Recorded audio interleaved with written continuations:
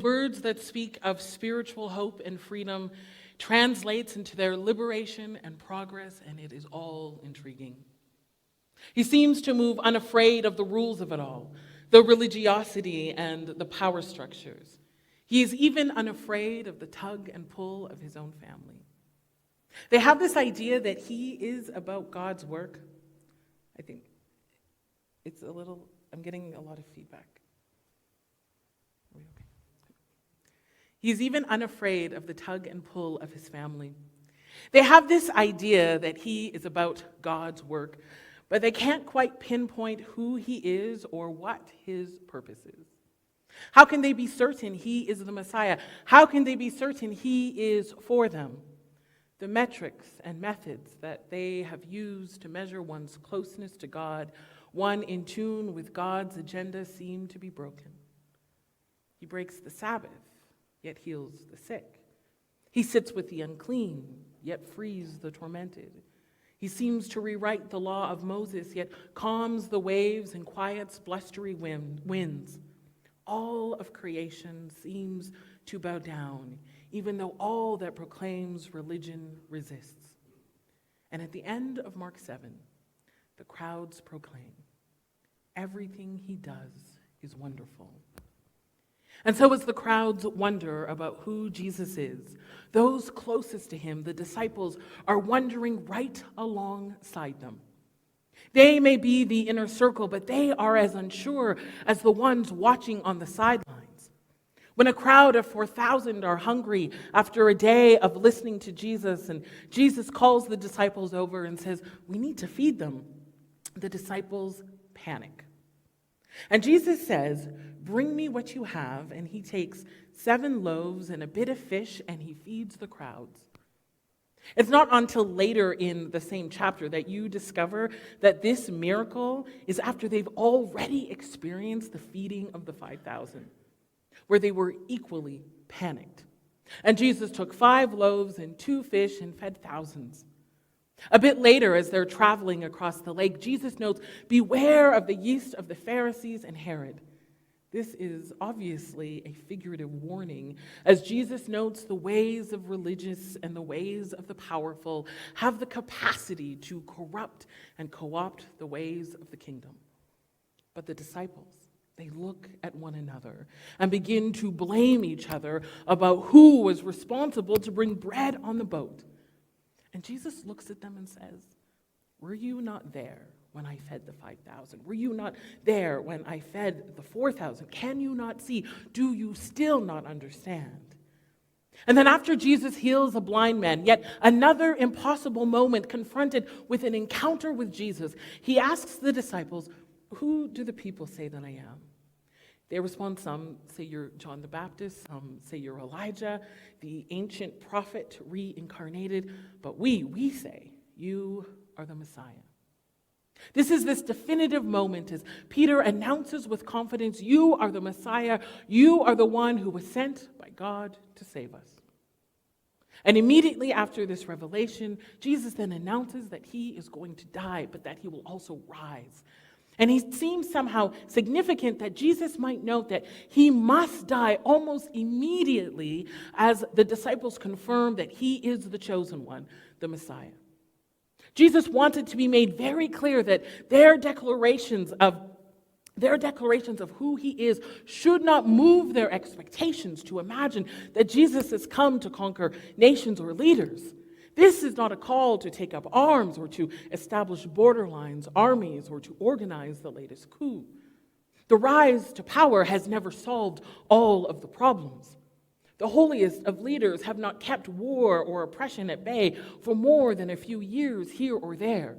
The Messiah is not here to tear down some earthly rulers only to reinstate the same kind of rule. Instead, he is here to offer another way, another language, another perspective, another way to freedom.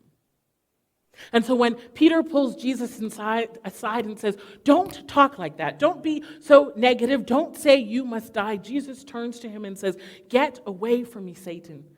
The idea that the cross is optional, that somehow to align with a good news that either resounds of the empire or resounds of the religious, is one of the choices that Jesus can take. The idea that that is an option is enough for him to insist those words stem from the very mouth of the evil one. The cross is not an option, because the message of the good news is something that liberates and unburdens, that frees, that includes those left out and makes space for those excluded, is not one that aligns with Caesar, nor is it one that aligns with the chief priests. And so, to follow, this requires being willing to move in the direction of where God is moving, where God is speaking, where God is, even if that path requires facing the cross. These words would have been shattering to everyone who listened.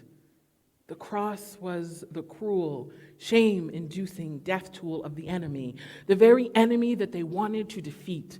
And Jesus seems to announce with little fanfare or concern for their feelings that by setting their sights on the cross, they are resisting this fear that's instilled by the powers of the day that seek to push them to follow the ways of the empire or religion. And instead, they are pursuing kingdom practices, even at the cost of death. And it is in this that the disciples will contribute to shattering the powers, empire, and religion's reign. Either we stand with Jesus and deny ourselves and lose our lives for his sake and the Gospels, or we stand ashamed before him and the angels. This new way of living, this invitation to a new way of being, this may cost you. And you might have to say no to those things that religion insists are a yes, and you may have to say yes to some things that the empire insists are a no. And that will cost you.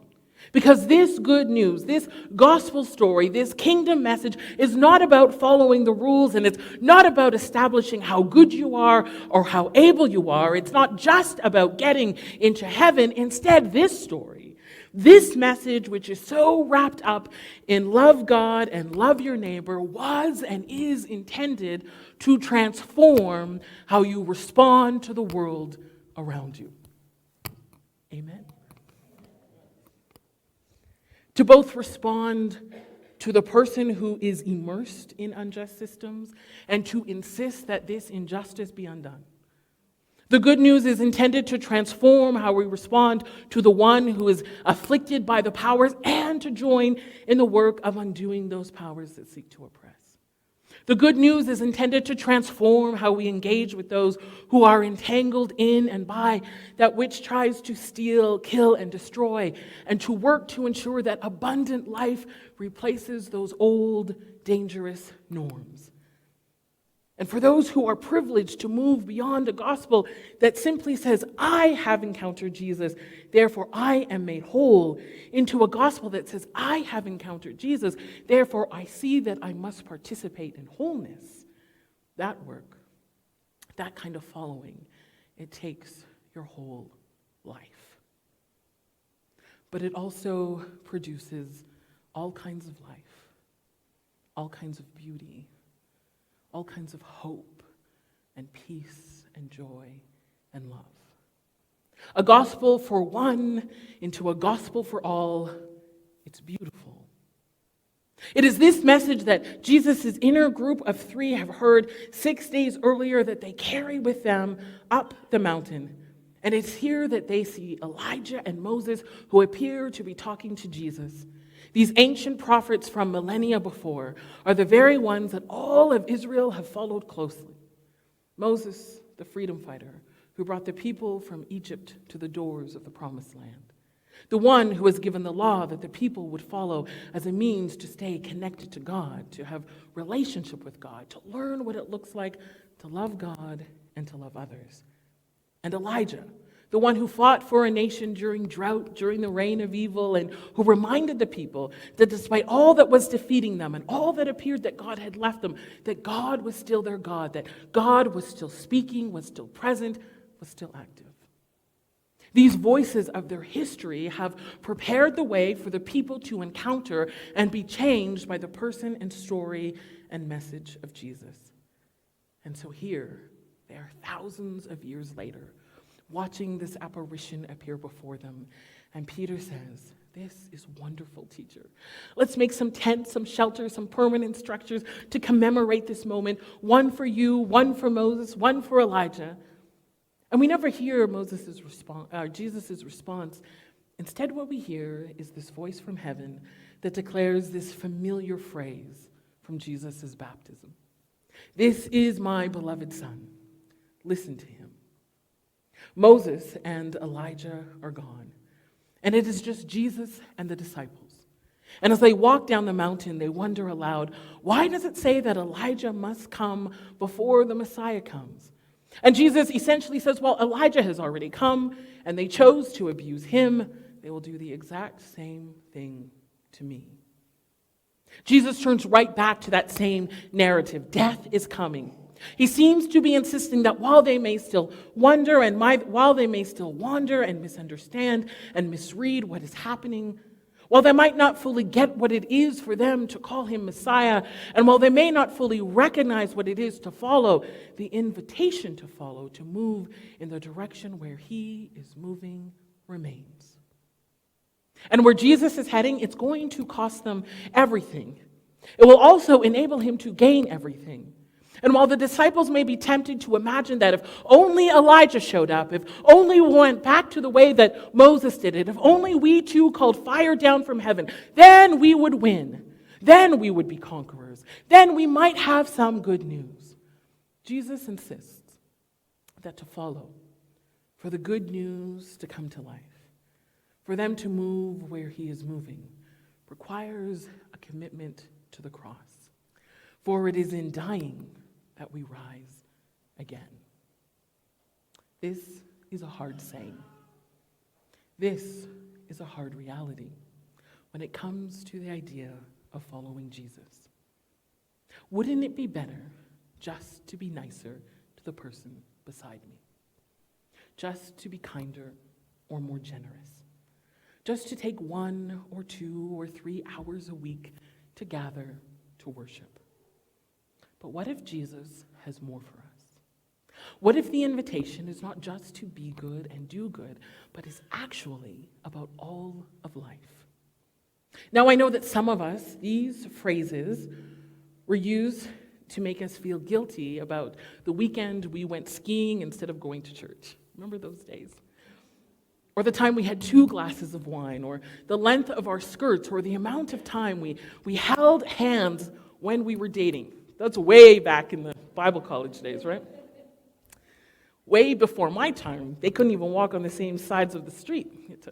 Women on one side, men on the other. All of that comes with a bunch of baggage for an already difficult concept. But I think Stanley Horace is going to give us a better picture. One that helps us leave the baggage and all of the religiosity that seems to define what it means to take up the cross behind. Now, I wanted to read the whole chapter, so forgive the fact that this is 4 slides. But I wanted to read the whole chapter, but I held back and just a really long paragraph. To become followers of Jesus means that we must, like him, be dispossessed. Dispossessed of all that we think gives us power over our own lives and the lives of others. Unless we learn to relinquish our presupposition that we can ensure the significance of our lives, we are not capable of the peace of God's kingdom, of shalom. For our possessions are the source of our violence, fearing that others desire what we have, or stung by the seldom acknowledged sense that what we have we do not deserve. We seek self-deceptive justifications that mire us in patterns of injustice, which can only be sustained through coercion. And of course, we believe our most precious possessions to be the self we have created, the self that we have chosen. Such a possession we do not lose, as we see clearly in the character of the disciples in the gospel, simply by willing to give up all that we have. What Jesus offers us is a journey, an adventure. Once undertaken, we discover that what we once held as valuable, even the self, we no longer count as anything. Jesus' cross, however, is not merely a general symbol of the moral significance of self-sacrifice, The Christ is not the confirmation of the facile assumption that it is better to give than receive. Rather, the cross is Jesus' ultimate dispossession, through which God has conquered the powers of this world. The cross is not just a symbol of God's kingdom, it is that kingdom come. And because we have confidence that God has raised this crucified man, we believe that forgiveness and love are alternatives to coercion that the world thinks necessary for existence. That's our true nature. Our true end is revealed in the story of this man in whose life we believe is to be found the truth. That's a very long quote to say that the invitation to follow Jesus is one that happens moment by moment, day by day. And it's one that invites us to let go of those things that allow violence and upheaval, turmoil, inequity, and marginalization to be perpetuated within us or because of us. We are instead invited into a better way. We soon discover that it is in following the way of Jesus, that is to say that as we begin to put those things to death, what emerges is who we were created to be. And thus, it is in the death of all that makes us want to be right, and all that makes us want to control, and all that makes us want to malign the other, and all that makes us want to build walls rather than extend tables, all that makes us want to destroy our neighbors with words and actions and inaction, all that makes us want to win at the expense of the other. It is in the death of all that we think gives us power over our own lives and the lives of others that we are able to both extend this invitation and join in the practice of these very things put to death around us for the sake of life. Life that is shaped by the message and mission of Jesus. This morning, Jesus invites you and I to this very same mountain. He invites us to come face to face with all those things that we thought we should put our faith in. The traditions, the religion, the faces and personalities, the power and the control. All those things we thought would bring us life. And instead, choose this. Choose to glean the wisdom from those apparitions that do not have the power to make us whole. And then just as we are invited to the top of the mountain, where it seems God speaks the loudest, we are also invited to follow Jesus back down again, leaving behind that which cannot breathe life in us, allowing those things to crumble, allowing them to dry up, to become a part of the soil for that which will be made new. And somehow, it is there in the descent that we discover that it is only by letting go, it is only by allowing death to come that life emerges in us, and soon because of us. For at the bottom of the mountain, you will find this to be true. There is work to be done. There is a gospel to be lived out. There are people to love. There are stories to tell and retell. There are adventures to be had and beauty to be created. There is life, and yes, there is even space for resurrection. Lord, may we be so courageous as to follow you up the mountain, even when we know that it is simply an invitation to death. For we know that on our way down, there we will discover that it is in our capacity to die that we are prepared for new life. Let's close with these words. God of the unlasting, we have been trained to believe that the beautiful things are the things that last. Help us to hold this truth in harmony with the knowledge that there is also a mysterious beauty in what does not remain. We have clung to that which is static and unchanging, defining the divine as changeless, when you are fluid and expansive, constant in your remaking of us. Protect us from the lie that death is only ever tragedy. Remind us that not all things were meant to last. Remind us that the beauty of autumn is in its temporality, that if the leaves were always red, they'd fail to stir us at all. Give us a reverence for the things that rust, the things that decay, become the dirt that sustain us. As we submit to time, not as a thief, but as an artist, may we apprehend the beauty of fleeting things. Every sunset, every first dance, the emptied beehive. Help us to make space for the grief of all that doesn't last, while still honoring the liberation of all that refuses to stay. If only for a moment, there is beauty. We will pause for it. Amen. Have a blessed week.